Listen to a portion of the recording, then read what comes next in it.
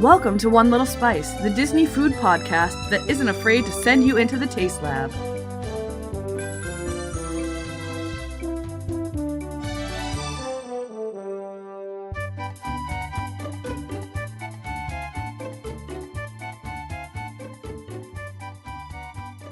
Welcome to our extra special episode about the Princess Adventure Breakfast in Disneyland at the Napa Rose in the Grand Californian Resort. Whew, that's a mouthful. I'm Juli. And I'm Amy. That wasn't really Amy. I am recording alone tonight. Amy did not experience this amazing meal, so I am talking about it all by myself. So another episode where you get to hear me talk to myself all night. Don't worry, this one will be a really awesome one. So we have no Amy's Daily Dish. We have no daily dish. There's no daily dish. I had the amazing opportunity to travel to Disneyland on the day that this Adventurers Breakfast opened, and I was able to get a reservation, and I went with my friend Jana, and it was actually her first character experience for a meal ever, so this was extra special for her. It was just a wonderful experience. Now, going into it, I read up a little bit about it. I saw that it had launched, and I immediately made a reservation because when in Disneyland, right? And I wanted to take advantage of it and be able to share it with all of you. So I didn't really do a lot of research about it, and not because I didn't want to know what it was going into it, but because I wanted to be surprised, and I wanted to be completely overwhelmed and impressed with everything, and I wanted everything to be a huge surprise for me. So Jana had done a little research, so she knew a little bit more going in, what to expect, which was really fun because as I was getting really excited about each and every new surprise, she was there smiling because she knew it was coming and loved how excited I got about it. So the experience started at the Grand Californian, and I was insanely excited before we even got there. I was jumping around like a crazy person and, being my normal excited about Disney self. And we were the first ones there. We were there extremely early. It didn't open up until 7:45, and I think we got there about 7:15. So I took pictures. A few of the cast members came out to talk to us for a little bit. We met a woman and her daughter, and she is actually the owner of Small World Vacations, which is a really awesome little travel agent site. If you've never been, smallworldvacations.com. It's really awesome, and they help with planning your Disney vacation. So talking with her, it was nice. I was like, hey, I have the podcast and things like that. So that was really fun. And then they let us in, and they give you an autographed book and a pen for the child in your party. And they sit you down. Of course, I got the autograph book. I was the child. And they sit you down in the lounge of the Napa Rose, and they give you a Tangled themed tic-tac-toe board, which I have pictures of, don't you worry. And it has a teeny tiny little Pascal, and the tic-tac-toe pieces are the lanterns, and then the sun shape that is iconic to Tangled. And my friend Jana actually bought me a tiara, so we were sitting there as princesses, and they give you a glass of champagne to start. If you don't drink alcohol, they give you sparkling cider, or you can probably have any sort of drink that you want. There was a live musician playing guitar for us while we were waiting. It was a really awesome experience. And then before you even go in to eat, you get to meet Rapunzel from Tangled, and she was wonderful. And we had the first seating, so there weren't that many people there, but it was really great. They had us go up individually, and I got a wonderful picture of me and Rapunzel, and, she has conversations with us. What are you most excited about the Adventurers Breakfast? And of course, I was like, you're my favorite princess ever, you and Belle. And so that was really fun, and she was flattered, and it was really, really awesome. And she was a wonderful Rapunzel. And then we went in and were seated, and our place setting was this amazing napkin rose inside the teacup, which was a really, really awesome touch. And it's the Napa Rose, so everything is white tablecloths, white china, very, very signature and elegant, and the rose was a very nice touch to that as well. And then our server, actually, her name was Holly, and as I complimented the roses, she told us she was the one that actually came up with the design of how to create those roses inside the teacups and that technique, and she showed us how to make them, so I plan on putting a rose napkin in every single one of my teacups at every setting that I ever have.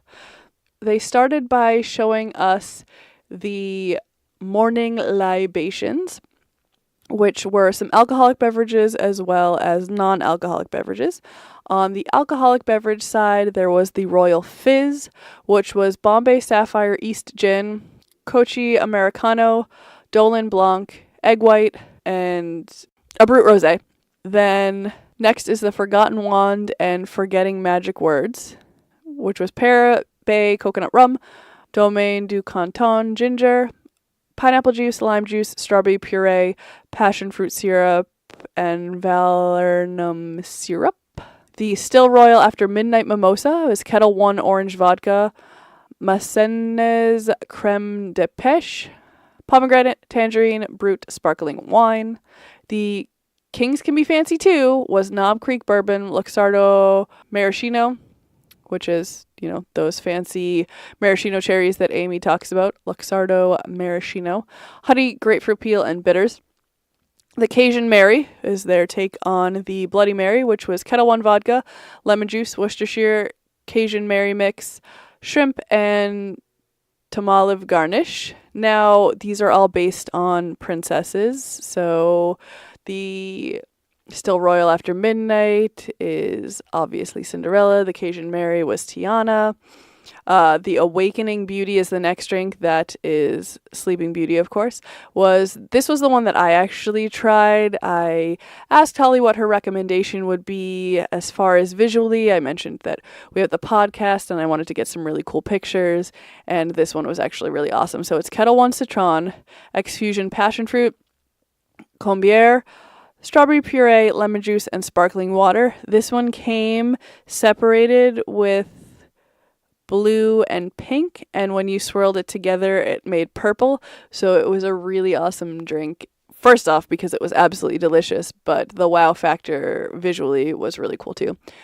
Cure for the Curse is the next one, which is Laird's Bond Apple Brandy, Dolan Vermouth, Rouge, Appleton 12-Year Rum, Herb Saint, Demerara syrup, lime juice, and egg white, and that is for Snow White.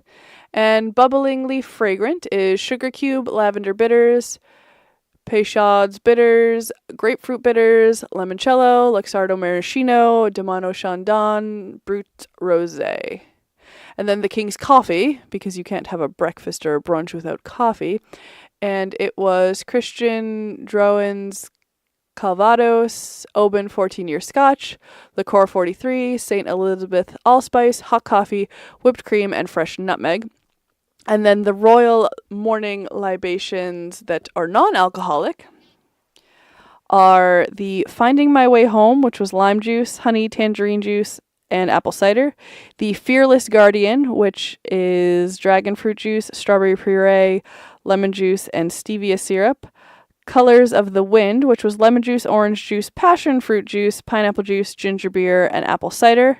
Tiana's Mardi Gras Refresher, which is passion fruit syrup, tangerine juice, lime juice, and ginger ale. And Ariel's Grotto Grog, which is passion fruit syrup, lemon juice, pina colada mix, falernum syrup, pineapple juice, and ginger beer. And the one that Jonna got was the Fearless Guardian. As far as presentation, this actually comes with a full head of dragon fruit, so it looks like the dragon fruit stem is coming out of the drink. And if you've ever seen a dragon fruit before, it is green and kind of has a wave to it, so it almost looked like a dragon tail, which was really cool. And it was this bright bright pink or purple. I'm colorblind. It was delicious. As far as our appetizer tower, this was insanely phenomenal. So the top starts with, and I believe I shared a picture with this on our podcast already, but the top starts with banana that was wrapped in a Nutella crepe, and the top was caramelized like a creme brulee, so it was that beautiful, nice, crispy layer of caramelized sugar that was phenomenal. And I believe it had a raspberry puree that went with it that was really yummy. The next one down was a ham sandwich that had cream cheese and ham, and it had some chives on it as well. And then topping it off was these cranberry crystals. And they explained that how that they made those is they dehydrated the cranberries and then broke those into little crystals. It was actually really, really cool the way they said that they were made. So there are these really flavorful, tiny little bursts of cranberry flavor as you're eating these little sandwiches. And they're open-faced sandwiches, as like you would get with an afternoon tea or something like that. The next was these amazing little lobster rolls. And when you think tiny lobster roll, you think, all right, we're going to take a hot dog bun, we're going to cut it in half, and that's half of a lobster roll. No, these were actually custom-made tiny hot dog rolls that they put this amazing, amazing lobster salad in. And the lobster salad was coated in a bisque versus a mayonnaise. And then there were some really delicious flavors in there that just popped, and it was really fresh, even though it was a bisque. It was probably one of the best lobster rolls I've ever had in my entire life. The next thing was this parfait. And since having this parfait, I've actually made this creation myself, and it's not quite as good, but let me tell you, it is still phenomenal.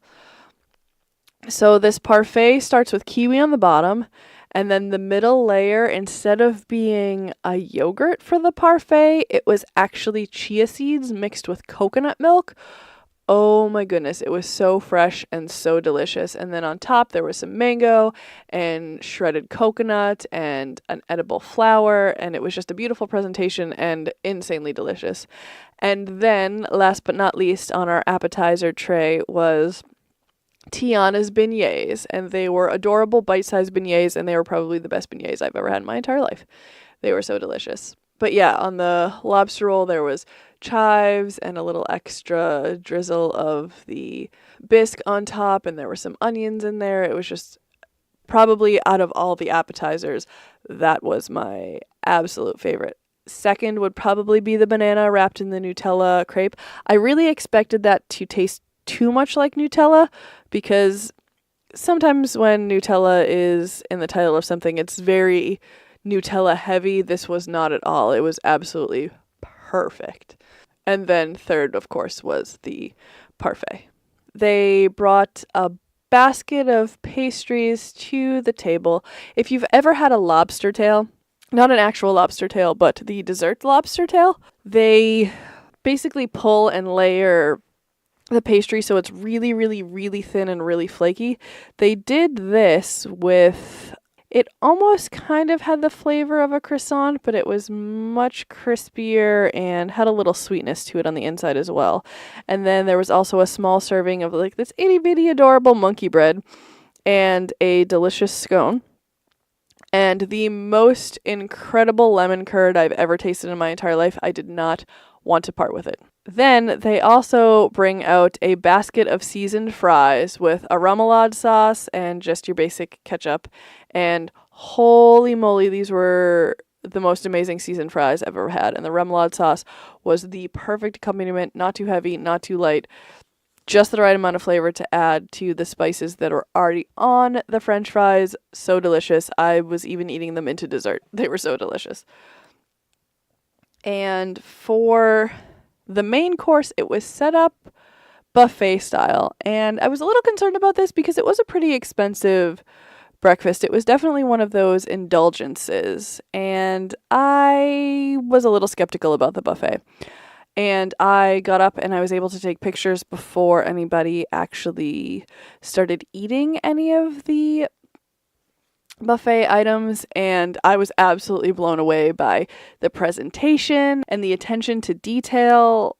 It was just really, really awesome. So I started, and as I walked straight forward, there were fresh fruit skewers, and they were on little swords, and they were cut into stars and flowers, and then there was grape, cantaloupe, honeydew melon, and pineapple, and they were just so adorable. And then there was fresh fruit that was in a bowl that had raspberries and blackberries and some other assorted fruits that were not on the little skewers, but the skewers were so cute. They had fresh artisan butter that was wrapped individually that was phenomenal. They had these incredible sausages. Now, the sausages, the way they're presented, they were around the circle container, and then in the middle there was these apples that were cooked with thyme, and oh my goodness, I think the apples were my favorite part of this, but the sausages also had some thyme in them, and they were really fresh and really delicious, and you can tell that they put a lot of work into this dish, and it was just absolutely phenomenal.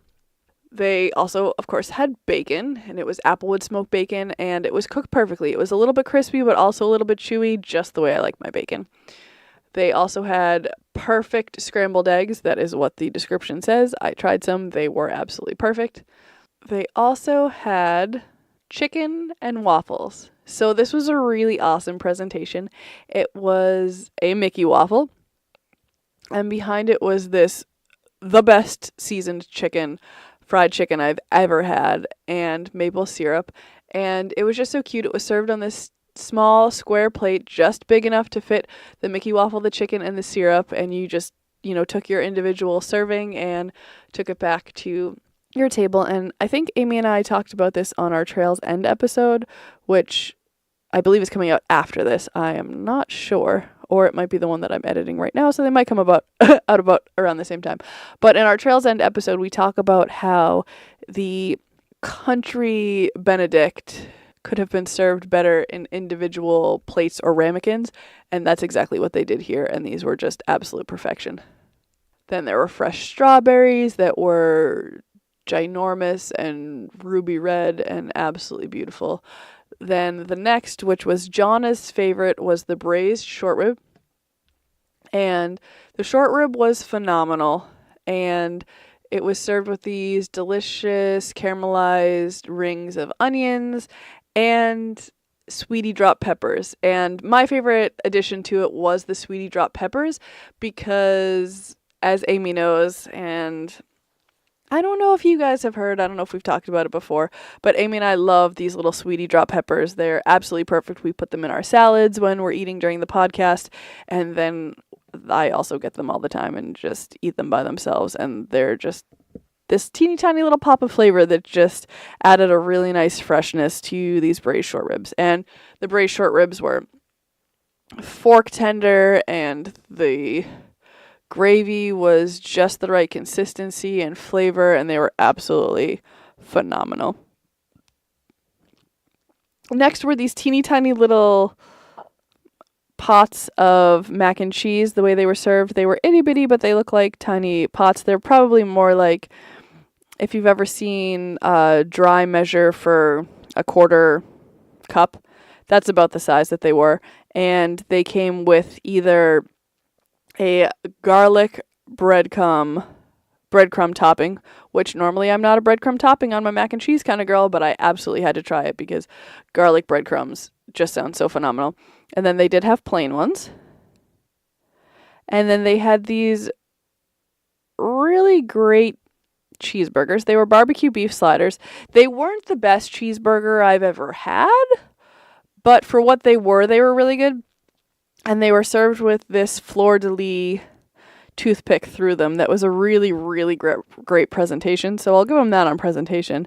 And then lastly, there were roasted tomatoes and asparagus that was presented absolutely beautifully as well. Just the presentation on all of these were phenomenal, and the flavors were so delicious and so wonderful. And again, the attention to detail for everything blew me away. So I was very, very impressed with this buffet, even though I was initially skeptical.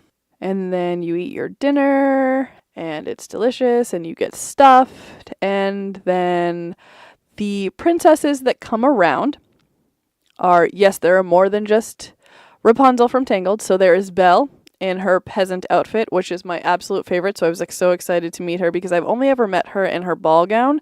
Usually there's a really long line in Epcot in France to meet her. So I was very excited that I got to meet her in her blue dress because, it's my favorite. The plate of food that I have is making me hungry as I'm looking at it right now. Then around comes Tiana. She was absolutely adorable. She was talking about her beignets, and I complimented her on how delicious they were, and she told us to just wait for dessert, that was also going to be amazing. She was awesome. And I've never met her before, so that was really cool. And I, of course, got all their autographs in my autograph book, and pictures with all of them. Oh, those French fries. I can't get over it. I can't wait to share all of these pictures with you because everything was so insanely delicious. Next was Jasmine. So Jasmine comes around in her elegant dress, and she was really fun, and I helped her put a bobby pin back in her hair because it was falling out. But she talked about Raja, and we talked about our pets and everything, and it was really, really a fun experience with her as well. And then they bring out the desserts. These desserts were phenomenal. This whole meal just blew me away. It was so well executed and so beautifully created, and the artistry that went into creating all these dishes. As a pastry chef, I know Amy would have been able to appreciate it, but I certainly did. And they were themed for all the princesses as well. So there was a firecracker sorbet to start things off. And this, I believe, was a raspberry sorbet, and it had Pop Rocks on it and cotton candy. So you'd take a layer of the cotton candy, you'd get through the Pop Rocks and the sorbet, and it would explode in your mouth like a firework. And so that was the Mulan-themed dessert. And then they had a chocolate peanut butter mousse that had a feather on it and some floral design that was for Pocahontas. And this was my absolute favorite because the chocolate layer on the bottom was almost crispy, if that makes sense. I don't really know how to explain it, but it was like flaky and crispy and such a contrast texture to the chocolate mousse that it was really, really fun to eat.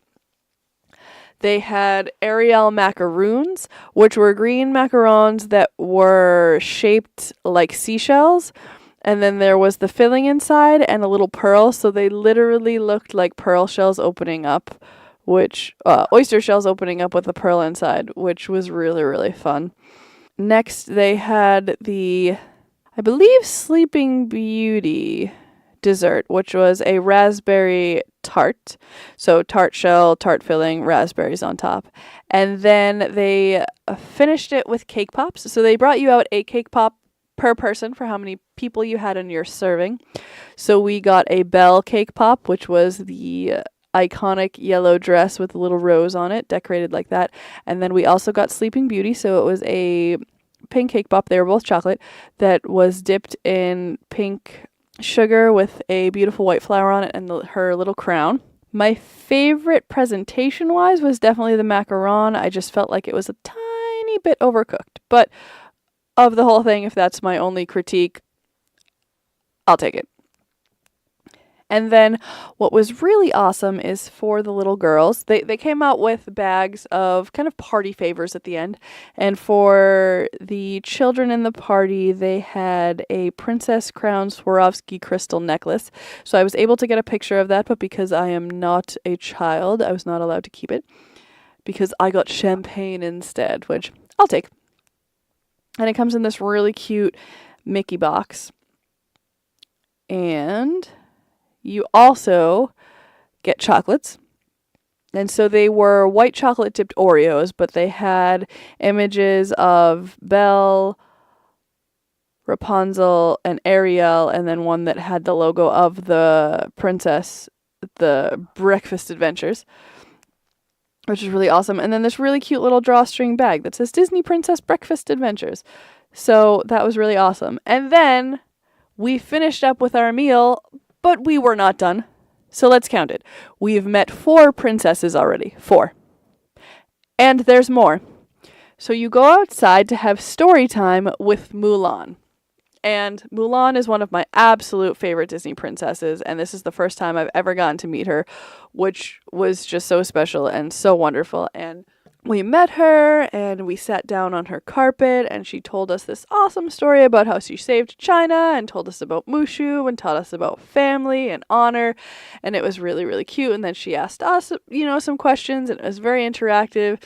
And there was one girl in our group as well, and she was just absolutely beautiful and so friendly and so bubbly and so wonderful and warm. And that was definitely one of my favorite experiences from this whole breakfast. But wait, there's more. So after we meet Mulan, we get to meet Pocahontas, and Pocahontas teaches us how to row a canoe, and she teaches us, it was really cute, there was a little girl in the same group as us, and she, teaches us how to paddle slow, and then, the current gets faster, so we have to paddle against the current, and then there was also, a waterfall, and we have to jump off the waterfall, so it was a really, really fun experience. So I thought that was the end. But no. After you meet Pocahontas and get pictures with her, there's one more special guest. You go back inside and you get pictures with Ariel in her beautiful gown. And so I got everybody's autographs and I got to meet Ariel as well. And it was just an absolutely incredible experience from start to finish. The manager was phenomenal, kept coming around, asking us if we needed anything, making sure everything was amazing. Our server, Holly, was also phenomenal. And, when you get new experiences or new restaurants open up, sometimes you want to give it, a month or so for people to get their bearings, to make sure everything's moving seamlessly, that the food is executed properly. From day one, this meal has been absolutely incredible, and I am sure it has continued to be incredible, and I am so happy that I was able to experience this firsthand and that I was able to share it with all of our listeners as well. So I will be posting some pictures about this, don't you worry, but I am so happy that you are able to join me for this, and I hope that you can get yourself out to Disneyland to experience this Disney Princess Breakfast Adventures. That is what it's called. Disney Princess Breakfast Adventures at the Napa Rose. It was worth every penny. If you have kids, it's great. If you don't have kids, it's still a wonderful experience. The food is phenomenal. All of the princesses I got to meet, it was just a once-in-a-lifetime opportunity, and I would definitely do this again. So we have no Disney food memory for this episode because it was kind of one of our extra episodes, but if you do want to share your food memory, if you have also experienced this meal and want to share your notes and your takeaways from it, please do so. You can share them with us to our email, which is onelittlespice@gmail.com. You can share it as a direct message on any of our social media. You can also follow us on social media. On Instagram, we are at @1_little_spice. On Twitter, we are at @1littlespice. You can join our Facebook group. Just search us on Facebook and like our page, and then join our Facebook group as well to continue in the discussion after all these episodes. Don't forget, we are also on Patreon, which is where you can get some other really awesome exclusives like our Magical Snack Corner and some other really awesome exclusives. So that is www.patreon.com/onelittlespice. Then we are also on TeePublic, which is where you can get all our merchandise. If you log into TeePublic and search One Little Spice, you'll find our t-shirts, mugs, notebooks, all of our merchandise right there. And you can get yourself some One Little Spice swag. And last but not least, we are the Taste Lab. That is our YouTube channel. So make sure you head over to YouTube and subscribe there. That is where we recreate some Disney menus, Disney recipes on our vlog, and we are able to help you bring a little extra Disney magic into your kitchen. Right now we have Le Cellier's cheddar cheese soup and the 7 vegetable terrine from Akershus, but we also have the chopped Cobb salad coming up from Hollywood Brown Derby and the Tonga toast from Kona Cafe, as well as some other awesome ones coming up in the future. We have our 1-year anniversary episode coming up as well. We are going to be doing a giveaway for that, so stay tuned to figure out how to enter that. And then we also have some other surprises coming up as well, so make sure you are turning in. And year 2 is going to be even bigger and even better than year 1, and we can't wait to keep sharing all of our awesome Disney food memories and food experiences and just overall Disney tips and tricks with all of you. Thank you so much for listening, and as always, just remember, every recipe starts with one little spice.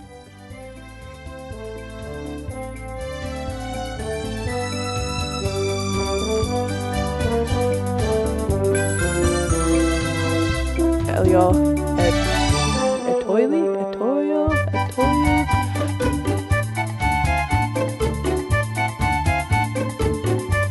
To continue in the discussion.